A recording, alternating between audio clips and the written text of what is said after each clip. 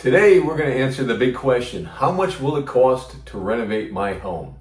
A fantastic question, and a lot of not fantastic answers float around. So I'm going to thoroughly educate you today on what it takes to come up with an accurate estimate of cost.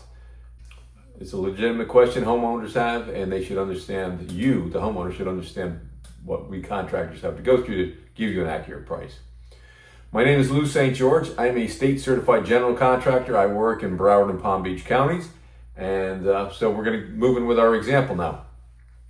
All right here, you can see this is an aerial view. This is looking down on a single story home. We're going to give you an example, same house, but two different 360 square foot addition scenarios. So you can understand why there is no magic square foot cost that anybody can throw at you and you can go, this number times this number equals what it's going to cost me to do my home. Pay attention. Okay, so this is the front and this is the back area.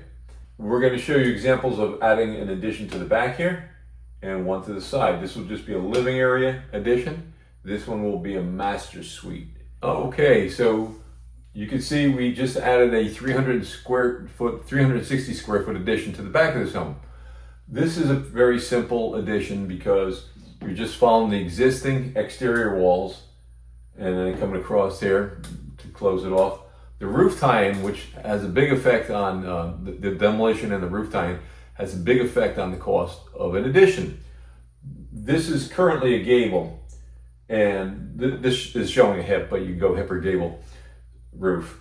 So this tie-in would be very simple. We would just set our trusses, we would tie into the existing gable roof, and that'd be it. Minimal effort, really. Once this was all built, this wall would get demoed so that this would be all one continuous living area. So this is another area that you could do an addition on the house if you wanted to create a bigger living room. And what I want to show you is that this is a very easy area to do an addition. I'm speaking kind of like a robot and loud because it's a bit breezy out there. But anyway, you just extend the walls forward. There's a pool here, so this is just an example. But you just extend the exterior walls forward, like where that gutter is, and then over here by the edge of the fence. So the walls would come forward. So 14 feet is about here. If you're creating 360 feet, you go across. All right, so when we're building this thing, if we were really doing it, we'd do the slab, we'd pick up the walls from the existing walls by the gate over there, and then by the gutter over here, we'd go forward. We put the roof on, we'd follow the existing roof line. This is a gable roof right here. We'd probably do a hip, but we would tie right into that, so it would look right. You know, you wouldn't go to some funky, it wouldn't look like an addition. It would just look like the house was bigger. And then when we're finished with it, we'd remove the windows, we'd tear the stucco off that gable, and your whole attic access would be open, and that'd be it. That's how we would go about this. This is something that we like to avoid. They're doing an addition over here, and you'll see this flat roof. So it's cheaper to do, but flat roofs don't last very long. They don't give you any benefit on your insurance, and they don't look that good, but it's in the back of the house. But look, this is just an example of a flat roof tie-in that I try to not do because it doesn't look good. Now this is the other addition. This is a 360 square foot master bed and bath addition. Okay, it's not very difficult to bring the walls into this thing, but this one also has a bathroom, so you've got to bring, sanitary. In the example where we shot outside, there's electrical equipment over here, and over here that's got to be removed. There's an air handler over here. So this electrical equipment is outdated. Need to be removed, replaced. Temporary pole up over here for the electric. The air conditioning condenser would have to be moved temporarily. So these are all additional costs. Now the roof, well, we're going to show you a better example of the roof, but tying in the roof on this is much more complicated. So in the section before this, we talked about what's needed to do an accurate estimate of cost. So we're going to start from a site visit here. So this is the side, this area right here is going to reference the master bedroom addition that you'll see in the drawings. All right, so when I do a site assessment, if we're going to do this addition over here, I see electric meter, that's an old box, an old electrical panel right here. I don't want to trip over the tile, so I'm not going to open it, but trust me, it's an electrical panel, okay? And I see an air conditioner that's in the way, and more electric equipment that the camera probably can't pick up from there. And so this stuff has got to be moved, it's in the way. Over here, you don't have to zoom over, but there's a sanitary tie-in over here. So what's this tell me? I'm looking up to here. You can zoom over to that pole, up to that pole. All right, so the electric's coming underground. Come back to the meter here. Okay, so here, let me just go over here. I see that the electric's coming underground, and the addition would go 8 feet or 10 feet past this building. So that electric's actually in the way, and it's got to be dug up, and a temporary electric post put here to do this addition. So there's a lot of site work that's needed. In this area, we would be right on the setback line. Like this property, again, you don't have to shoot over, but this property's right on the setback. I think it's a 10-foot setback here. So this suite would be right on the setback, so we know setback-wise it's going to be okay. All right, so I do have a checklist that I go through, like zoning setbacks, HOA. There's no HOA here. Building code, the current structure. So I'm looking at the current structure, the electric, mechanical that's got to be moved. The size of the addition, which affects the setbacks. If it's very tall, since you have also height restrictions. The roof tie-in. We're not going to shoot this roof tie-in from here. Well, maybe we will in a second. But the roof tie-in is very important because, as you're going to see in the back one, we would just follow the existing roof. If we move the camera, you see this is a much more complex roof tie-in. How much demolition is required on a job site affects the price. This is why I always go, don't give me the nonsense about a square foot price, because it's what are we dealing with? How much is it going to cost? There's a lot of nonsense about square footage, and I can go on a tirade about that for hours. Okay, but I also look at how we're going to access the area. Can we get a piece of equipment through here to do excavation, get the materials in?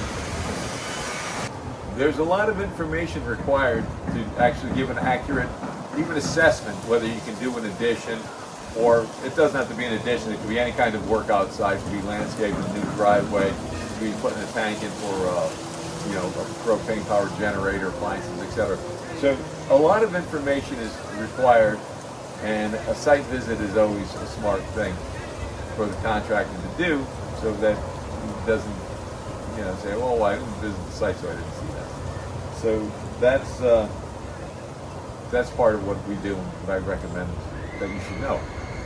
Shoot over me and look at this roof tie-in. I just want somebody to see a real picture of this. Is a complex roof tie-in, and we're not going to go into a great deal about it, but it's something that affects the cost. All right, so we color-coded this to make it a little easier to understand. So these yellow walls would be the master bedroom addition, okay, the yellow walls. This green outlines the new roof system. So one of the examples I want to give you, it's a complicated tie-in. I'm not going to break it down because unless you're a builder, it's probably not going to make a lot of sense to you. But one of the things, like cost-wise, because we're trying to educate you on cost.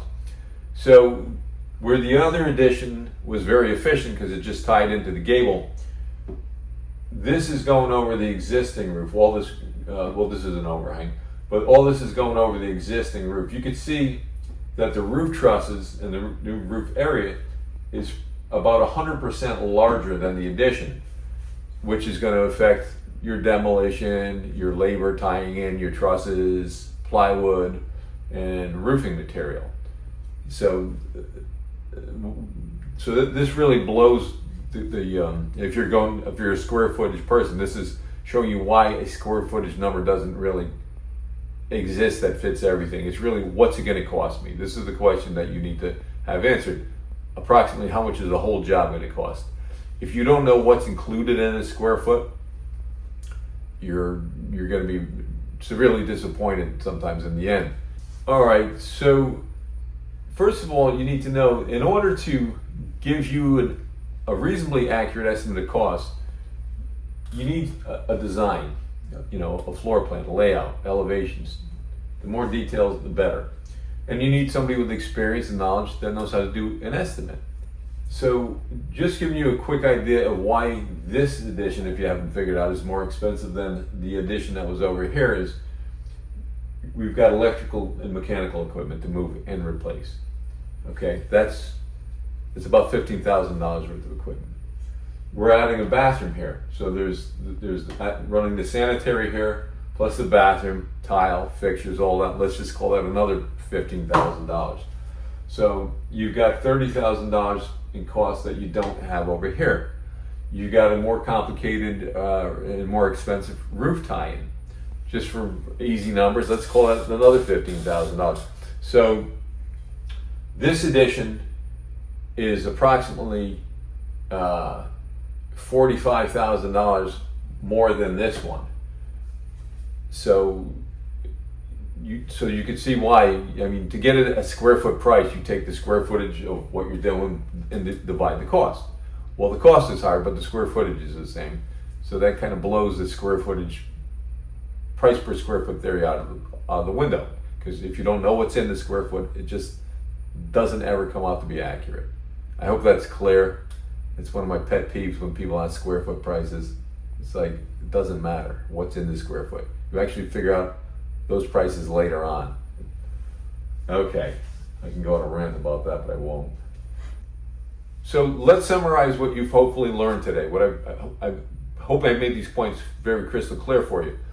So if you take any renovation, interior, exterior, the square footage doesn't matter. It's what's involved in that project that matters. How much is going to cost for the whole project? You saw that the first one was pretty simple, and the second one was a lot more complicated. Okay, so in order to give you a good estimate of cost, you need a decent set of drawings and a contractor that actually knows what he's doing. I can give somebody kind of a rough range by doing a site visit and looking at a simple set of drawings. But if you're going to move forward comfortably or accurately and not get stung in the end, having your budget being blown because somebody left out a lot of stuff, you need to understand this process.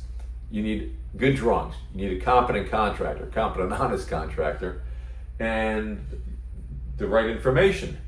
So there's a lot of variables that go into this. I'm not going to go through every one, but zoning determines things, HOA restrictions, the size of the work, the existing structure, how well things tie in, how much demolition is needed, the existing systems, electric, mechanical, plumbing. So there's a lot that goes into this. There's not some airy-fairy magic square foot number that you can apply to the size of any job and come out with an accurate number. That's the biggest thing you need to understand.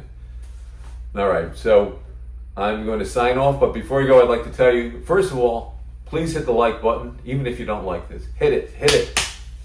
And we have a lot of other videos that can help you out. We have, you can go to our website, which is renovationresults.com, or if you're on YouTube, just at Renovation Results.